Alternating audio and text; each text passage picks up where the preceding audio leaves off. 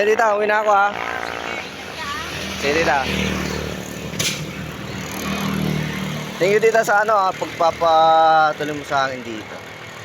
Walang baka siya ulit. Sige, tita. Baka kung tita may kung ulit, di... Siyempre, pupunta ako dito. Baka may asawa ka naman. Hindi, kahit daling ko dito yung asawa ko kung meron na. Okay, on na din Strava.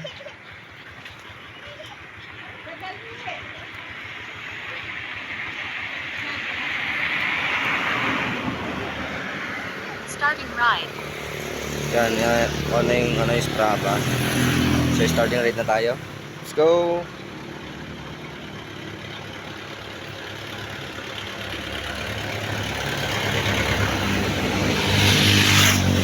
Kaya tita.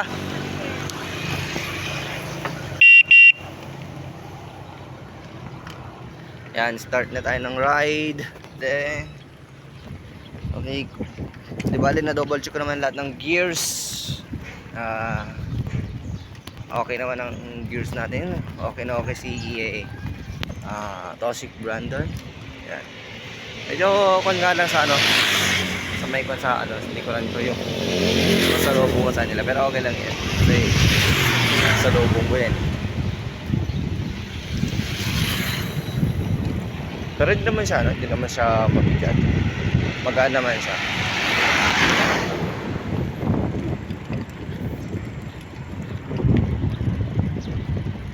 Yan, hindi ko lang alam kung saan ako banda patungo o saan ako banda daraan. Pero syempre, ang pan ko dito, i-extend ko lang pala. Di ba nabanggit ko kanina na way na ano na daraanan ko is from here Tarlac to Nueva Ecija to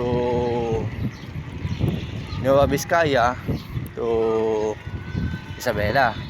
Pero ang way ko dadagdagan ko yan kasi kung aabutin din lang pala ako ng ano ng dalawang araw sa pagpadyak, ano na lang, di bale dagdagan ko na lang. Yan, dadagdagan ko yung distance.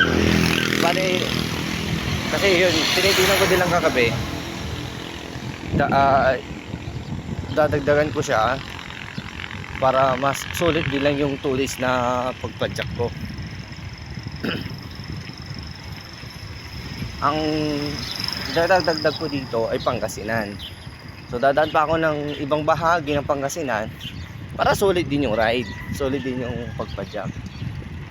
Kaya naman dadaan pa tayo ng Pangasinan bago tayo umakyat sa Region 2. So 3, 1, 2. For Region 3, Region 1, tapos Region 2. Kaya ayan, mamaya na lang uli yung ano, mga ibang updates at magpapadyak-padyak muna ako. Tsaka ingat-ingat lang din sa akin sa pag-uwi. Ayan, para safe tayo sa daan at ligtas tayo na makabalik ng Isabela.